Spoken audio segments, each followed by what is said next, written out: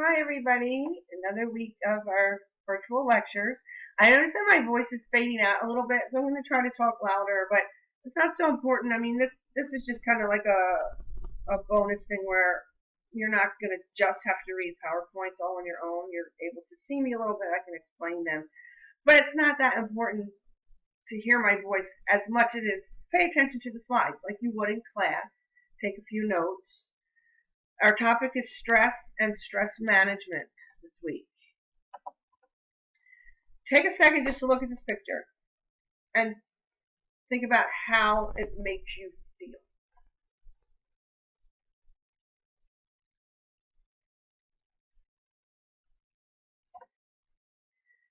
That picture of the roller coaster can be referred to as a stressor.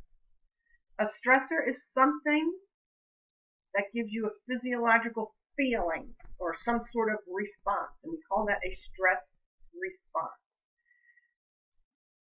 Later on, we're going to get into, is it good or is it bad? Because there's different terms for that. Right now, the stress response is neutral. You're excited. Physiologically, things are happening in your body. You're standing in the line, you can see little kids and even adults who really can't wait to get on that roller coaster. Happy. Body's kind of shaking, muscles contracting, they're super excited. Then you can see other people who are like, oh my gosh, this is making me sick. I don't want to get on this ride. And their family or their friends are kind of pushing them, come on, you can do it.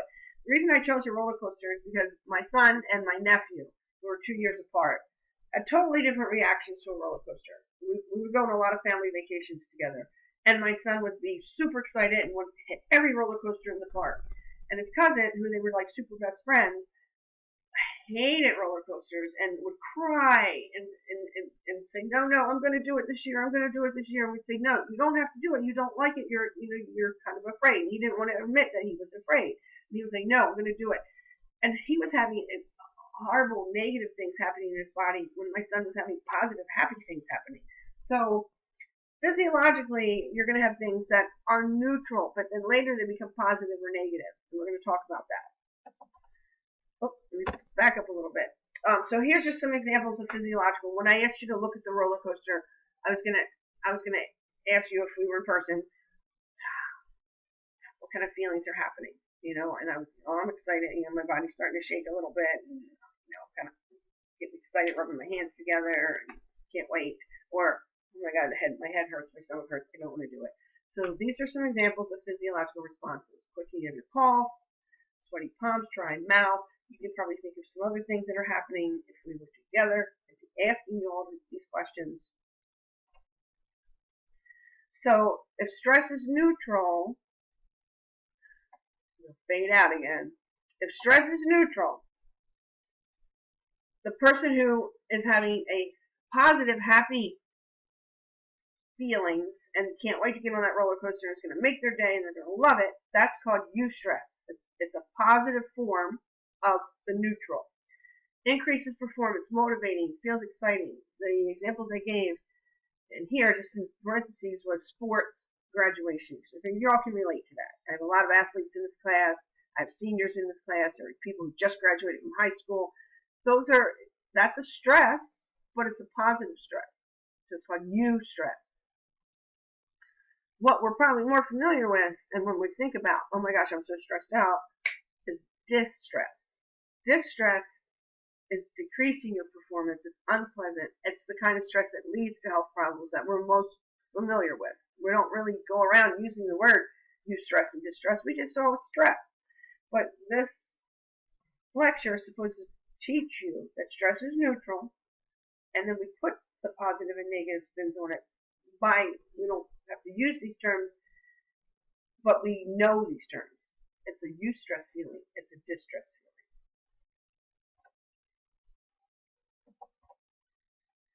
So now I just wanted to talk about there are categories of stressors. And the categories of stressors, there are three. So I just want you to know three of them. The first one is emotional stressors. A whole lot of examples on here. It's the most prevalent, most common category. Anything, a lot of times, it depends on the class, a psychology class or even a class like this, if I wanted to, I have done in the past, I'd have you keep like a journal.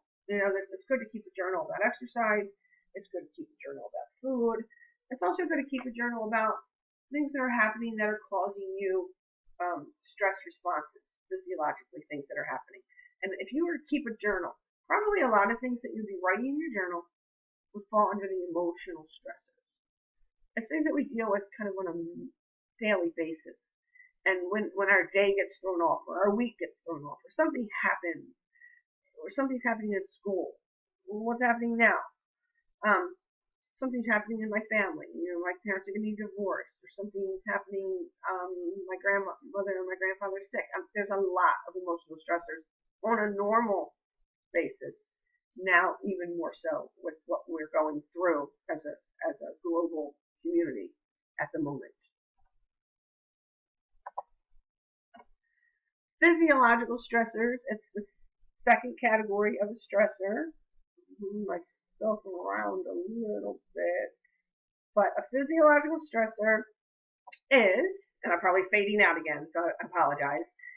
It's something that is a sudden illness or an injury. So it's a little different than the emotional stressor because it's actually happening. You broke a leg, you're having surgery, you have an illness, even just a simple, head cold or headache. That's a physiological stressor. You're having a response to something that's happening to you, a sudden illness or an injury.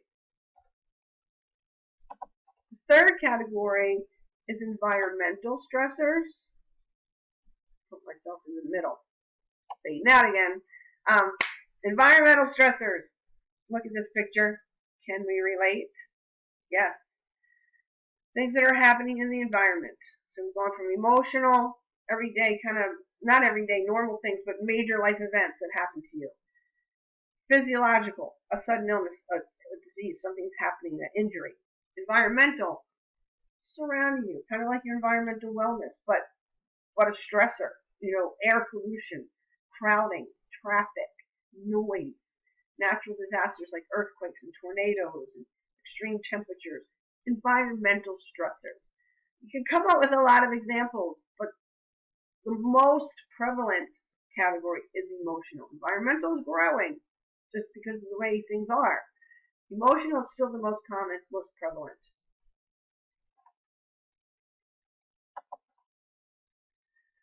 Now, we've gone from stress being neutral to then it being positive in the word eustress to then it being negative in the word distress. Now it's a new word, hypostress. You remember what hypo means? Too little, under. Goes with hypokinetic, too little movement. Now we have hypostress, too little stimulation, too little challenge. It's not optimal or ideal to have no stress. You want some stress. You want some stress. We all need some stress because it makes us thrive in a way. We don't want distress when we're getting sick.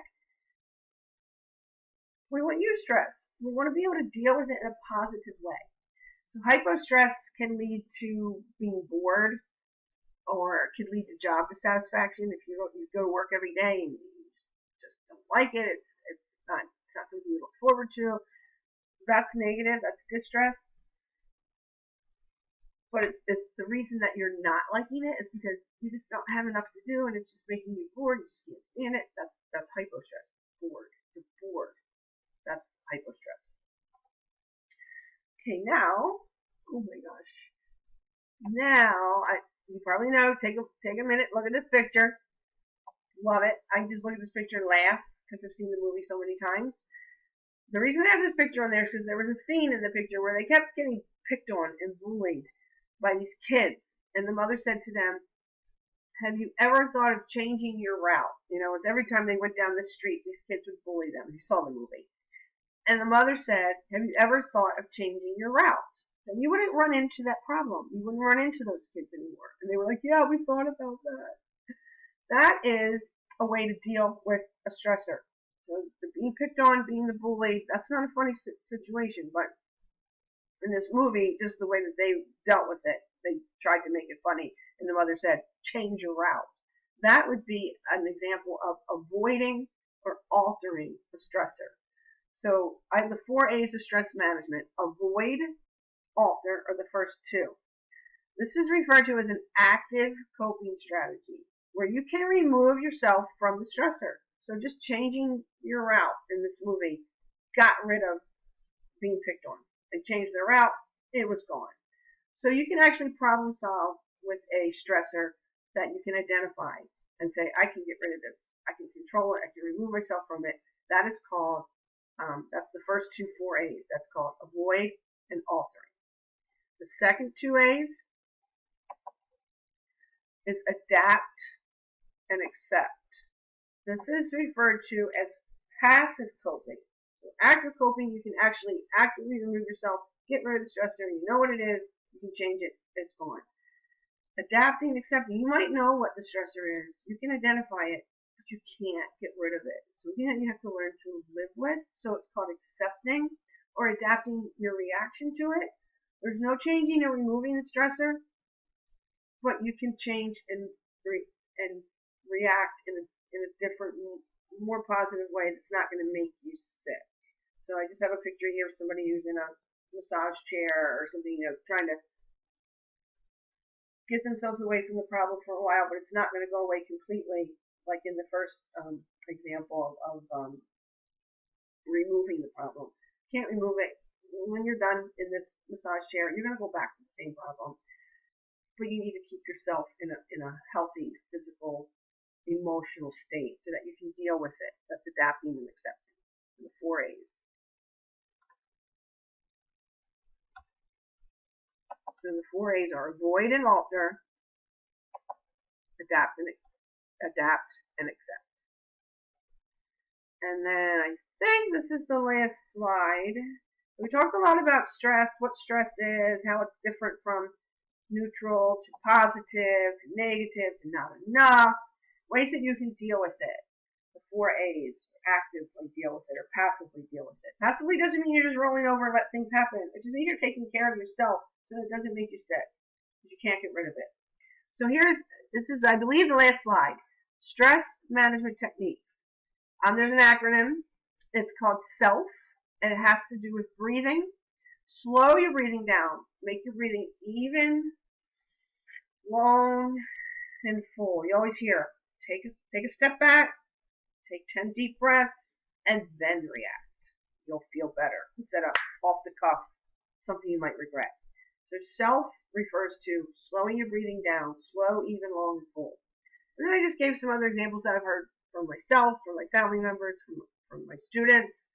Progressive relaxation, your body's going to get tense. That's the physiological response to stress. Recognize the tension, learn how to relax and release the tension. Visualization, coaches, and a lot of people use this. You just see something, you see like the light at the end of the tunnel, the rainbow. You're going to see something that's going to say, this is what makes me motivated. This is something, an image or a visualization of something positive. And then a lot of my students like to do crafts, knitting. This time, I keep coming back to this, but what we're going through right now, nobody's ever gone through before. So find things that are going to help you deal with this in a positive, constructive manner. Knitting, learning something new, music. I'm learning how to play the drums again. I asked my son to teach me a few years ago, and I stopped. Now I'm saying, okay, we're home. Let's do it. Teach me how to play drums. So I've been practicing drums. And drums, to me, I just didn't want to bang around on the drums, but to me it's like cathartic, because it's like you just boom, boom, boom, boom, boom. But I wanted structure. I wanted to learn. So that's what I'm doing. Exercise, the core of our class, and whatever works for you. And that is the end. And this is my longest, I love this topic. So I will talk to you guys next week. I'll keep in touch. I'll send an announcement on Monday. And we're just going to keep on rolling 1 week at a time. All right. Have a good day whenever you watch this. Bye-bye.